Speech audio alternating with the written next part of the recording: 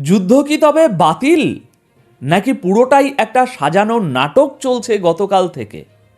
গত 24 ঘন্টায় মধ্যপ্রাচ্যের মানচিত্রে এমন কিছু ঘটনা ঘটেছে যা দেখলে আপনার মনে হবে আমরা এতকাল যা ভাবছিলাম তার সবটাই ভুল।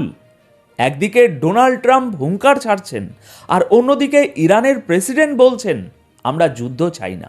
আর ঠিক এই ধোঁয়াশার মাঝখানে রাতের অন্ধকারে কাতারের প্রধানমন্ত্রী চুপিসারে তেহরানে নামলেন। কিন্তু কেন? সবাই যখন ভাবছে আকাশ থেকে বোমা পড়বে, ঠিক তখন টেবিলের নিচে হাত মেলাচ্ছে কারা? আজকের এই প্রতিবেদনে আমরা এই বিষয়গুলো নিয়েই আলোচনা করব। খবর তো সবাই দেয়, কিন্তু খবরের ভেতরের আসল খেলাটা কজন বোঝে? দেখুন, জিওপলিটিক্স বা ভূ রাজনীতি হলো দাবার বোর্ডের মতো। আমরা সাধারণ মানুষ যা দেখি সেগুলো হলো বোর্ডে বা সৈনিকদের নড়াচড়া, কিন্তু রাজামন্ত্রীরা চাল চালেন পর্দার আড়ালে।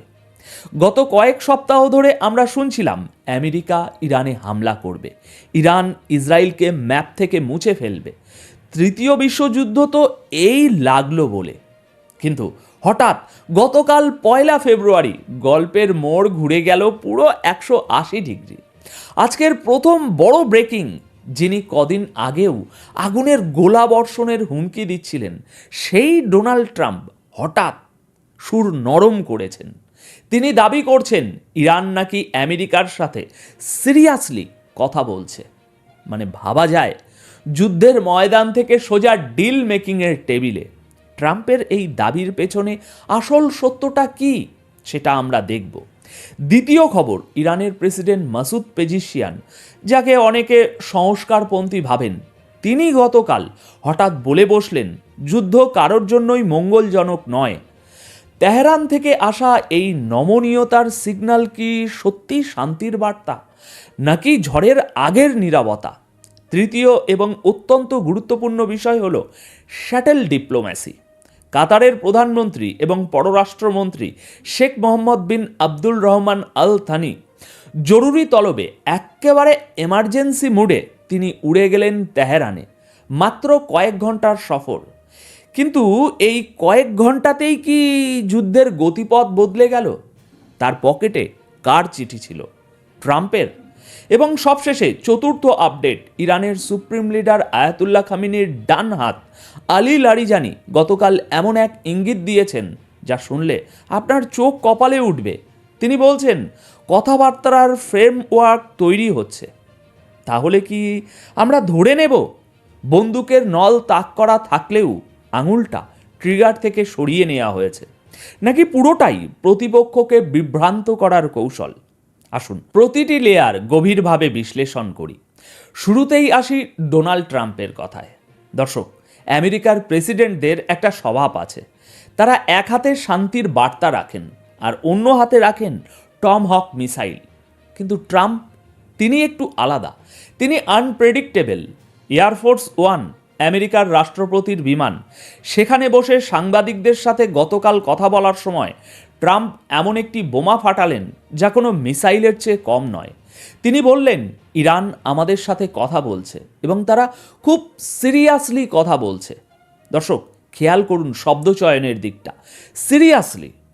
ট্রাম্প যখন এই কথা বলছেন তখন কিন্তু তিনি এটাও মনে করিয়ে দিতে ভোলেননি যে মধ্যপ্রাচ্যে আমেরিকার বিশাল নৌবহর মোতায়েন করা আছে। অর্থাৎ মেসেজটা খুব ক্লিয়ার, দেখো আমার হাতে চাবুক আছে, কিন্তু আমি তোমাকে গাজর খাওয়াতে রাজি আছি যদি তুমি আমার কথা শোনো। এখন প্রশ্ন হলো, গত সপ্তাহ পর্যন্ত যে ট্রাম্প বলেছিলেন ইরানকে ধুলোয় মিশিয়ে দেবেন, তিনি আজ ডিলের কথা বলছেন কেন? দর্শক, এখানেই হলো জিওপলিটিক্সের আসল মজা। মনে রাখবেন, ট্রাম্প একজন ব্যবসায়ী আগে, তারপর একজন রাজনীতিবিদ। তার বিখ্যাত বই the art of the delay তিনি একটি কৌশলের কথা বলেছিলেন, বিপক্ষকে এতটাই চাপে ফেলো, এতটাই ভয় দেখাও যে সে পালানোর পথ না পেয়ে তোমার শর্তে রাজি হতে বাধ্য হয়। একে বলে ম্যাক্সিমাম প্রেশার ক্যাম্পেন। আমার বিশ্লেষণ বলছে ট্রাম্প এখন ঠিক সেই কার্ডটাই খেলছেন। তিনি জানেন ইরানের অর্থনীতি ধুঁকছে, তিনি জানেন ইরানের সাধারণ মানুষ মুদ্রাস্ফীতির চাপে পিষ্ট, এই অবস্থায় যুদ্ধের খরচ বহন করা ইরানের জন্য একটু কঠিন হবে। তাই ট্রাম্প পাবলিকালি যুদ্ধের হুমকি দিয়ে ব্যাক চ্যানেলে বা গোপন রাস্তায় আলোচনার দরজা খুলে রেখেছেন।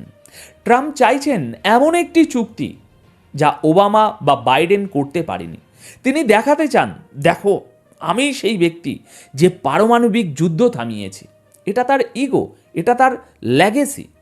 কিন্তু ইরান কি এত সহজে মচকাবে? গতকাল এয়ারফোর্স ওয়ানে ট্রাম্প বলেছেন, আশা করি এমন একটা ডিল হবে যা সবার কাছে গ্রহণযোগ্য। এই সবার কাছে মানে কারা? আমেরিকা, ইসরায়েল, নাকি সৌদি আরব, নাকি ইরান নিজেও? আপাতদৃষ্টিতে মনে হচ্ছে ওয়াশিংটন এবং তেহরানের মধ্যে একটা হটলাইন চালু হয়েছে। ব্যাক চ্যানেল নেগোসিয়েশন বা গোপন আলোচনা চলছে। কিন্তু এই আলোচনার টেবিলে কি রাখা আছে? ইরানের পরমাণু কর্মসূচি বন্ধ করা, নাকি ইরানের মিসাইল প্রোগ্রামকে নিষ্ক্রিয় করা? ট্রাম্পের দাবি যদি সত্যি হয়, তবে আমরা খুব শীঘ্রই ইতিহাসের অন্যতম বড় একটি কূটনৈতিক চমক দেখতে চলেছি। আচ্ছা, এবার মুদ্রার উল্টো পিঠটা দেখা যাক। তেহরান। ইরানের প্রেসিডেন্ট মাসুদ পেজিশিয়ান তিনি ক্ষমতায় আসার পর থেকেই একটা ভিন্ন সুর গাওয়ার চেষ্টা করছেন। গতকাল রাতে মিশরের প্রেসিডেন্ট আবদেল ফাতে আল সিসির সাথে তার ফোন আলাপ হয়েছে। আর সেখানে পেজিশিয়ান যা বলেছেন তা বর্তমান পরিস্থিতিতে অত্যন্ত তাৎপর্যপূর্ণ। তিনি পরিষ্কার বলেছেন, যুদ্ধ না ইরানের লাভে আসবে, না আমেরিকার, না এই পুরো অঞ্চলের। মানে সোজা সাপটা কথা। পেজিশিয়ান বলছেন, ইরান সংঘাত চায় না, ইরান যুদ্ধ চায় না। তিনি আরও বলেছেন, যদি যুদ্ধ হয় তবে তার ক্ষতি সবাইকেই গুনতে হবে। এখন একজন সাধারণ দর্শক হিসাবে আপনি হয়তো ভাবছেন, বাহ, বেশ ভালো কথা, ইরান তো শান্তি চাইছে। কিন্তু ভাই, এখানেই আপনারা ভুল করছেন। আন্তর্জাতিক রাজনীতিতে নেতারা যা বলেন আর যা করেন তার মধ্যে আকাশ পাতাল তফাৎ থাকে। পেজিশিয়ানের এই নরম সুরের পিছনে দুটো বড় কারণ থাকতে পারে। কারণ নাম্বার 1, অর্থনৈতিক বাস্তবতা। ইরানের উপর বছরের পর বছর ধরে পশ্চিমা নিষেধাজ্ঞা চলছে। তাদের তেলের রাস্তা সীমিত। এই অবস্থায় আমেরিকার সাথে সরাসরি পূর্ণমাত্রার যুদ্ধ বা ফুল স্কেল ওয়ার শুরু হলে ইরানের অর্থনীতিতে একটা বড় ঝটকা লাগবে। পেজিশিয়ান একজন প্র্যাকটিক্যাল লিডার। তিনি জানেন, দেশের মানুষকে খাওয়াতে হলে, অর্থনীতি বাঁচাতে হলে এই মুহূর্তে উত্তেজনা কমানোর দরকার। কারণ নাম্বার 2, স্ট্র্যাটেজিক বা কৌশলগত সময়ক্ষেপণ। ইরান খুব ভালো করেই জানে যে আমেরিকা এখন ইসরায়েলের পাশে দাঁড়িয়ে আছে। ভূমধ্যসাগরে আমেরিকার কেরিয়ার স্ট্রাইক গ্রুপ প্রস্তুত। তাই পেজিশিয়ানের এই বক্তব্য হতে পারে একটি কৌশলগত পিছুটান। তিনি বিশ্বকে দেখাতে চাইছেন যে দেখুন, আমরা তো শান্তিপ্রিয়, আমেরিকাই আমাদের উস্কানি দিচ্ছে। এতে আন্তর্জাতিক মহলে ইরানের প্রতি কিছুটা সহানুভূতি তৈরি হতে পারে। কিন্তু সাবধান, পেজিশিয়ানের এই নরম সুর মানেই কিন্তু এটা নয় যে ইরান দুর্বল হয়ে গেছে। ইরান এমন এক দেশ যারা 44 বছর ধরে আমেরিকার চোখ রাঙানি উপেক্ষা করে টিকে আছে। তাদের এই শান্তির বার্তা হয়তো তাদের বারুদ শোকানোর একটা সময় মাত্র। তারা সময় কিনছে, আর এটাই হলো আসল খেলা। একদিকে পেজিশিয়ান শান্তির কথা বলছেন, আর অন্যদিকে ইরানের রেভলিউশনারি গার্ড বা আইআরজিসি তাদের ক্ষেপণাস্ত্র ঘাঁটিগুলো প্রস্তুত রাখছে। একেই বলে ডুয়েল ট্র্যাক স্ট্র্যাটেজি। উপরে শান্তির পায়রা ওড়ানো, আর নিচে বারুদে আগুন দেওয়ার প্রস্তুতি। এখন আসি সেই ঘটনায় যা এই পুরো নাটকের সবচেয়ে ইন্টারেস্টিং পার্ট, কাতার। দেখুন, মানচিত্রে কাতার একটা খুবই ছোট্ট দেশ হতে পারে, কিন্তু ডিপ্লোম্যাসির টেবিলে তারা একটা বিশাল জায়েন্ট। গতকাল রাতে হঠাৎ করেই কাতারের প্রধানমন্ত্রী Sheikh Mohammed bin Abdul Rahman Al Thani তেহরানে ল্যান্ড করলেন। কোনো পূর্ব ঘোষণা নেই, কোনো আড়ম্বর নেই, সোজা এমার্জেন্সি ভিজিট। কেন? কারণ তো একটা থাকবে, মাত্র 1 ঘন্টার জন্য তিনি কেন তেহরানে ছুটলেন? দর্শক, আন্তর্জাতিক মহলে একটা কথা প্রচলিত আছে, যখন সব দরজা বন্ধ হয়ে যায় তখন কাতারের জানালা খোলা থাকে। তালেবানের সাথে আমেরিকার চুক্তি হোক কিংবা ইসরায়েলের বন্দি বিনিময়, সব কিছুর পেছনেই মধ্যস্থতাকারী হিসাবে ছিল কাতার। আমার ধারণা আল থানি খালি হাতে যাননি, তিনি ট্রাম্পের কোনো গোপন চিঠি বা বার্তা নিয়ে গিয়েছিলেন, যাকে আমরা বলি শ্যাটেল ডিপ্লোম্যাসি। ট্রাম্পের দেওয়া শর্তগুলো হয়তো সরাসরি খ্যামেনি সাহেবের কাছে পৌঁছে দেওয়াই ছিল তার উদ্দেশ্য। তিনি দেখা করেছেন কার সাথে? আলী লারিজানির সাথে। এই আলী লারিজানি কে? তিনি হলেন ইরানের সুপ্রিম ন্যাশনাল সিকিউরিটি কাউন্সিলের উপদেষ্টা এবং সুপ্রিম লিডার আয়াতুল্লাহ খামেনির অত্যন্ত আস্থাভাজন ব্যক্তি। লারিজানি কোনো সাধারণ আমলা নন, তিনি হলেন ইরানের ক্ষমতার একেবারে কেন্দ্রবিন্দুর একজন। কাতারের প্রধানমন্ত্রীর সাথে বৈঠকের পর লারিজানি যে বিবৃতি দিয়েছেন তা আমাদের এই বিশ্লেষণের মোড় ঘুরিয়ে দিয়েছে। তিনি এক্সে একটা ছোট্ট পোস্ট করেছেন। সেখানে তিনি লিখেছেন, আমেরিকার সাথে আলোচনার জন্য একটি ফ্রেমওয়ার্ক বা কাঠামো তৈরি হচ্ছে।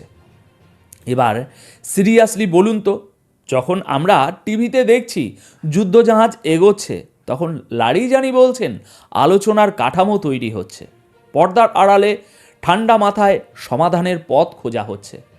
তার মানে কি এটা দাঁড়ায় যে গত কয়েকদিন ধরে আমরা যা দেখছি তা পুরোটাই আই ওয়াশ? লারিজানির মতো হাই প্রোফাইল ব্যক্তি যখন এমন কথা বলেন, তখন বুঝতে হবে বিষয়টা কেবল হাওয়ায় ভাসছে না, এর শেকড় অনেক গভীরে। আমার বিশ্লেষণ বলছে কাতার এখানে গ্যারেন্টার হিসাবে কাজ করছে। তারা আমেরিকাকে বলছে, তোমরা আক্রমণ করো না, আমরা ইরানকে দিয়ে কথা বলাবো। আবার ইরানকে বলছে, তোমরা মিসাইল ছুড়ো না, আমরা ট্রাম্পের কাছ থেকে স্যাংশন কমানোর ব্যবস্থা করছি। কিন্তু প্রশ্ন হলো, এই ফ্রেমওয়ার্ক কি টিকবে, নাকি সামান্য একটা ভুল বোঝাবুঝি সব ভেস্তে দেবে? ইতিহাস সাক্ষী, মধ্যপ্রাচ্যের শান্তি চুক্তি আর আমার আপনার বাড়ির কাঁচের বাসন দুটোই খুব সহজে ভেঙে যায়। আচ্ছা, এতক্ষণ তো কূটনৈতিক চাল নিয়ে কথা বললাম, এবার আসুন আপনাদের একটা ভিজুয়াল বর্ণনা দিই, যা গতকাল দুপুরে ইরানের পার্লামেন্টে ঘটেছে। এই দৃশ্যটা মিস করবেন না, কারণ ছবি অনেক সময় হাজার শব্দের চেয়েও শক্তিশালী হয়। গতকাল ইরানের পার্লামেন্টের অধিবেশন ছিল। সাধারণ সময়ে আমরা দেখি এমপিরা সেখানে স্যুট টাই বা তাদের ঐতিহ্যবাহী পোশাকে আসেন, কিন্তু গতকাল ইরানের এমপিরা সবাই পরে এসেছিলেন জলপাই রঙের মিলিটারি ইউনিফর্ম, এই যেমনটা দেখছেন, আইআরজিসি বা ইসলামিক রেভলিউশনারি গার্ড কোরের ইউনিফর্ম এগুলো। পুরো পার্লামেন্ট ভবন কাঁপছিল স্লোগানে। কি slogan? Death to America, death two Israel. এখন আপনি বলবেন, একটু আগেই তো বললেন ভাই ইরান আলোচনা করছে, আবার এখন বলছেন তারা যুদ্ধের স্লোগান দিচ্ছে, বিষয়টা কি? আমি অনেক সময়ই এমন কমেন্ট পাই যে আপনি একবার বলছেন শান্তি হচ্ছে, একবার বলছেন যুদ্ধ হচ্ছে, একবার বলছেন ও এটা বলেছে, পরেক্ষণ বলছেন আবার অন্য কথা। দেখুন, আমি তো কোনো খবর বানাই না, আমি তো খবর তৈরি করি না। যখন যে মুহূর্তে যে খবরটা ডেভেলপ হচ্ছে সেভাবেই আপনাদের সামনে উপস্থাপন করার চেষ্টা করি। তো এখন কি বলবো এটা নিয়ে? এক কথায় যদি বলি, এটা হচ্ছে দর্শক জিওপলিটিক্সের বিউটি। একে বলে মিশ্র বার্তা বলতে পারেন। এটাই জিওপলিটিক্সের বিউটি, যে কখন কি ঘটে যাবে কেউ কিচ্ছু বলতে পারবে না। ইরান আমেরিকাকে দুটো ছবি দেখাচ্ছে, যেটা বলছিলাম। ছবি এক, আমরা ভদ্রলোক, আমরা কথা বলতে চাই, আমরা ডিল করতে রাজি। ছবি দুই, আমরা প্রস্তুত। যদি আলোচনায় কাজ না হয়, তবে আমাদের প্রতিটি নাগরিক, প্রতিটি আইন প্রণেতা একজন সৈনিক পরিণত হতে পারে। এই ইউনিফর্ম পরার বিষয়টা কেবল একটা ফ্যাশন শো নয়, সেটা তো আপনারাও বুঝতে পারছেন। তাহলে কি এটা? এটা হলো একটা সিম্বলিক সিগন্যাল। এর মানে হলো ইরানের সরকার এবং সেনাবাহিনী এক সূত্রে গাঁথা। ট্রাম্প যদি ভাবেন যে তিনি ইরানের সরকারের মধ্যে ফাটল ধরাবেন, তবে তিনি ভুল ভাবছেন। এই ইউনিফর্ম অন্ততপক্ষে সেটাই প্রমাণ করে। এটা ওয়াশিংটনকে দেওয়া একটা ওয়ার্নিং, তোমরা নেগোশিয়েট করতে চাইলে ওয়েলকাম, কিন্তু আমাদের দুর্বল ভাবলে ভুল করবে। আমাদের আঙুল কিন্তু ট্রিগারেই আছে। এই যে গুড কপ ব্যাড কপ খেলাটা ইরান খেলছে, প্রেসিডেন্ট সাজছেন গুড কপ আর পার্লামেন্ট সাজছে ব্যাড কপ, এটা কি আমেরিকা বুঝছে না? অবশ্যই বুঝছে। আমেরিকাও তো এই একই খেলা খেলছে রে ভাই। ট্রাম্প বলছেন ডিলের কথা, আর পেন্টাগন পাঠাচ্ছে বোমারু বিমান। আসলে মজার বিষয় কি জানেন, দুপক্ষই এখন চোখের পলক না ফেলার প্রতিযোগিতায় নেমেছে।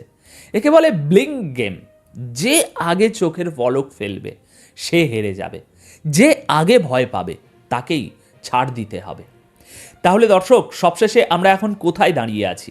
একদিকে ট্রাম্পের দাবি যে আলোচনা চলছে, এখন তা যদি সত্যি হয় তবে আমরা হয়তো বড় কোনো যুদ্ধ এড়াতে পারবো। অন্যদিকে কাতার যেভাবে দৌড়ঝাঁপ করছে তাতে বোঝা যায় পরিস্থিতি কতটা ক্রিটিক্যাল। আর লারিজানির ফ্রেমওয়ার্ক তৈরির কথা আশার আলো দেখালেও পার্লামেন্টের ওই ইউনিফর্ম পরা এমপিদের হুঙ্কার আমাদের মনে করিয়ে দেয় বিপদ এখনও কাটেনি। আসলে আমেরিকা চায় ইরান তাদের নিউক্লিয়ার প্রোগ্রাম বন্ধ করুক, আর ইরান চায় আমেরিকা তাদের উপর থেকে সব অর্থনৈতিক নিষেধাজ্ঞা তুলে নিক। এই দুই চাওয়া কি কখনো এক বিন্দুতে মিলবে, নাকি এই আলোচনার আড়ালে দুই পক্ষই নিজেদের অস্ত্র শান দিচ্ছে আরও বড় কোনো সংঘাতের জন্য? আমার মনে হয় আমরা এখন যুদ্ধও নয়, শান্তিও নয়, এমন একটা ধূসর এলাকায় প্রবেশ করেছি। তাই এখানে প্রতিটি দিন, প্রতিটি ঘন্টা গুরুত্বপূর্ণ। প্রতিটি মুহূর্তে খবর বদলে যাবে, বয়ান বদলে যাবে। তাই এখন আপনাদের কাছে আমার প্রশ্ন, আপনারা কি মনে করেন, ট্রাম্প কি সত্যি ডিল করতে পারবেন, নাকি তিনি ইরানকে ধোঁকা দিয়ে সময় কিনছেন? আপনাদের মতামত নিচে কমেন্ট সেকশানে অবশ্যই জানাবেন। আমি আপনাদের লজিকগুলো একটু দেখতে চাই। তাহলে দেখা হচ্ছে পরবর্তী প্রতিবেদনে আরও নতুন কোনো তথ্যের সাথে। ততক্ষণ পর্যন্ত ভালো থাকবেন, সুস্থ থাকবেন। ধন্যবাদ আপনাদের সকলকে।